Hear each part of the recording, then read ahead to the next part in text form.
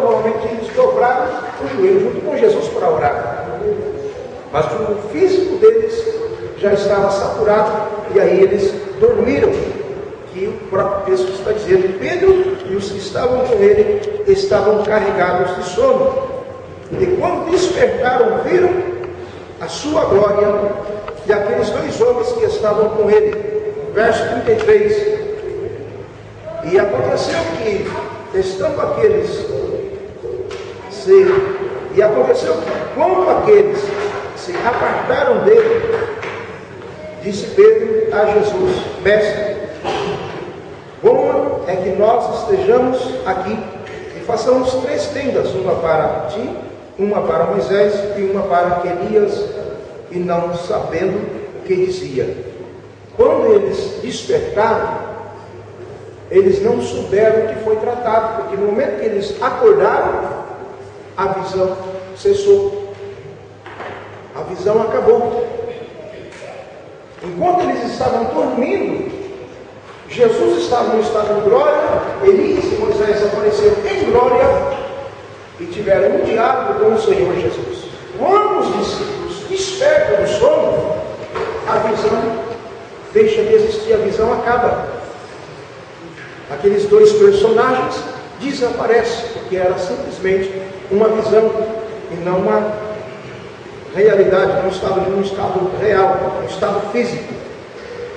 Agora veja o verso 34, por que não era de noite.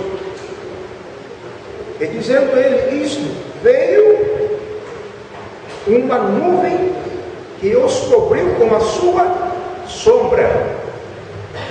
Não foi a nuvem que os encobriu, mas foi a sombra da nuvem que os encobriu. Por que a sombra da nuvem?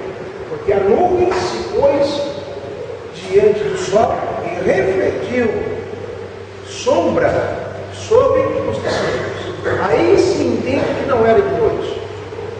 Aí se entende que era o final de um dia. Porque não foi a nuvem que cobriu os discípulos primeiro. Primeiro foi a sombra que a nuvem projetou sobre eles, porque ela se pôs à frente do sol que estava brilhando sobre eles. E aí a sombra da nuvem projetou sobre eles primeiro, depois a nuvem veio e cobriu os discípulos. E aí é onde nós entendemos que não era noite, mas pelo fato de estarem cansados, era final de dia, final de uma jornada, final de um dia de trabalho intenso que foi realizado. E por isso Jesus sentiu a necessidade de ir orar, para recuperar as forças espirituais, para recuperar as energias espirituais, para repor aquilo que ele usou durante o dia inteiro, curando as pessoas e anunciando a palavra na virtude do Espírito Santo. E houve a necessidade de Jesus se renovar espiritualmente, como todos nós necessitamos de se renovar espiritualmente através da oração. Jesus necessitava também, e Jesus necessitou também. Então nós vemos que no verso 34, uma nuvem que os cobriu com a sua sombra, e estando eles, e entrando eles na nuvem, temeram. A nuvem projetou uma sombra, a sombra cobriu eles, e no momento que a nuvem projetou a sombra, a nuvem estava pairando, a nuvem estava descendo sobre o monte. E no momento que a nuvem pairou sobre o pico do monte, Jesus trouxe os discípulos para dentro da nuvem. Então o próprio texto está dizendo isso. Está no verso 34. E dizendo ele isso, veio uma nuvem e os cobriu com a sua sombra. E entrando eles na nuvem, temeram. Interessante que eles temeram, porque não era uma nuvem como essas nuvens que nós vemos, que se formam aos céus aí que está à nossa vista. Era a glória de Deus. Não era uma nuvem, essas nuvens. Era a glória de Deus mesmo. Pode ver que versículo 5 da leitura dele em classe, veja como Mateus destaca essa nuvem. E estando ele ainda a falar, eis que uma nuvem luminosa era a própria glória de Deus ali sobre o pico daquele monte. E por isso eles temeram quando eles foram levados pelo próprio Senhor Jesus para dentro daquela nuvem, porque era a glória do próprio Deus. Verso 35: e saiu da nuvem uma voz que dizia: eis que é o meu filho amado, a ele ouvi. Tendo soado aquela voz, Jesus foi achado só, e eles calaram-se por aqueles dias e não contaram a ninguém nada do que tinham visto. Então, no momento que Jesus introduziu eles dentro da nuvem, imediatamente eles ouviram a voz de Deus, porque Deus estava ali naquela nuvem, que era a sua própria glória. Ouviram a voz de Deus, e no momento que ouviram, aquela nuvem desapareceu. Eles não viram ela desaparecer como viram ela vir. Eles contemplaram ela descendo do céu, porque ela projetou uma sombra sobre eles. E no momento que eles ouviram a voz de Deus, sumiu, como da mesma forma a visão que ele disse em Moisés, sumiu de repente diante dos olhos deles. A nuvem foi da mesma forma, desapareceu de diante dos olhos deles. Então esses eram os detalhes que Marcos não tem e Mateus também não tem esses detalhes. Mas Lucas, como já disse os irmãos no princípio, ele ouviu dos próprios discípulos o que ele escreveu. E pelo fato de ser grego, ser uma pessoa formada e escrever para uma autoridade, ele foi bem detalhista naquilo que ele escreveu. Então, se os irmãos tiverem alguma dúvida, pode pegar o capítulo 1 de Lucas, os 4 primeiros versículos, os irmãos vai ver para quem Lucas está escrevendo. E eles dizem que ele foi específico e investigou tudo o que ouviu, tirou as mínimas dúvidas para que fosse bem transparente aquilo que ele estava registrando acerca da pessoa do Senhor Jesus Cristo. Ele estava escrevendo para Teófilo. Não sei se alguns irmãos já leram um livro chamado História Eclesiástica. Eu não sei se é o mesmo Teófilo, mas Teófilo, ele foi um dos pastores presidentes da primeira igreja primitiva entre os gentios em Antioquia da Síria. Agora nós só não sabemos se foi para esse mesmo Teófilo ou se ele se converteu e se tornou pastor presidente da igreja de Antioquia, que foi a primeira igreja dos gentios fora de Israel, fora de Jerusalém. Então pode ser o mesmo Teófilo, pelos escritos de Lucas, ele tenha se convertido e acabou se tornando pastor presidente da primeira igreja entre os gentios, que foi a igreja de Antioquia da Síria. Bem, irmãos, conseguiram entender? Ficou claro? Tem alguma dúvida, alguma pergunta?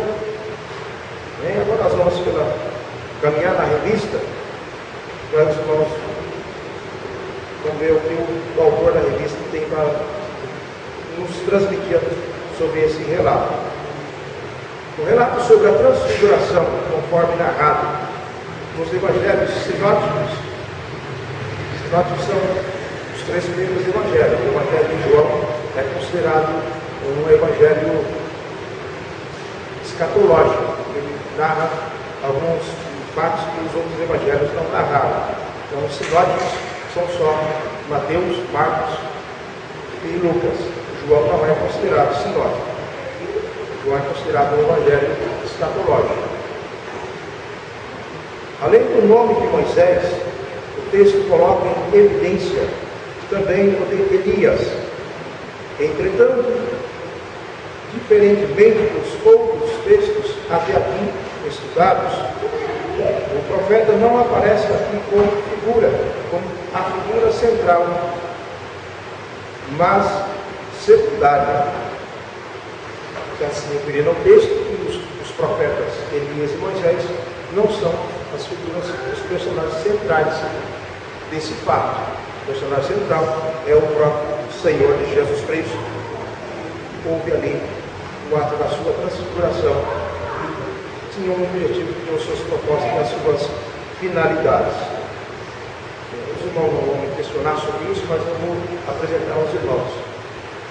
Existe um questionamento: se Moisés morreu, e a Bíblia diz, em Hebreus 9:27, que após a morte segue o juízo, na narrativa da parábola do mendigo de Lázaro, Jesus diz que os mortos não voltam ao mundo dos vivos, e como Moisés apareceu ali no monte da transfiguração, se realmente fosse literal, a aparição de Moisés e de Elias, os judeus também não creem que Elias foi levado vivo para o céu. Os judeus entendem o defeito que Elias morreu. Isso eles provam na própria Bíblia. Não vou entrar em detalhes com os irmãos agora, mas está na própria Bíblia. Se nós quisermos, depois eu só mostro o versículo onde eles defendem que Elias morreu. No caso, se Moisés fosse literal a aparição de Moisés, a doutrina espírita teria validade. Porque os espíritas creem que a pessoa morre, vai e volta para o mundo dos vivos. Então, se a visão e a aparição de Moisés fosse literal, então a doutrina espírita estaria certa. Mas não era literal a aparição de Moisés. Era apenas uma visão que Moisés verdadeiramente morreu. Eu já vi um pastor pregando, ensinando, não é um pastor qualquer não, é um teólogo de profundidade. E ele trouxe um ensinamento que Moisés não morreu. Baseado nesse texto, ele trouxe um ensinamento, usou vários pontos da Bíblia para provar a sua teoria de que Moisés não morreu. E se realmente Moisés não morreu, a doutrina espírita tem valor.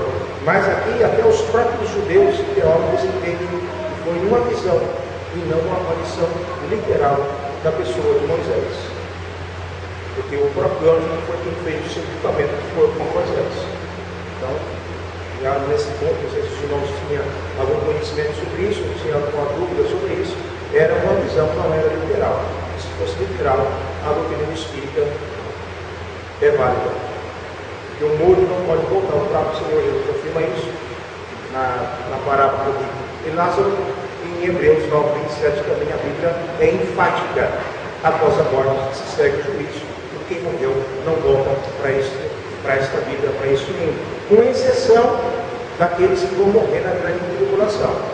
Esses que vão morrer na grande tribulação, baseado na Bíblia, Apocalipse capítulo 20, versículo 4, os que morrerão na grande tribulação por não aceitar a marca da besta, no princípio do milênio, Jesus vai ressuscitá-los e eles vão reinar com o Senhor Jesus durante 1000 anos.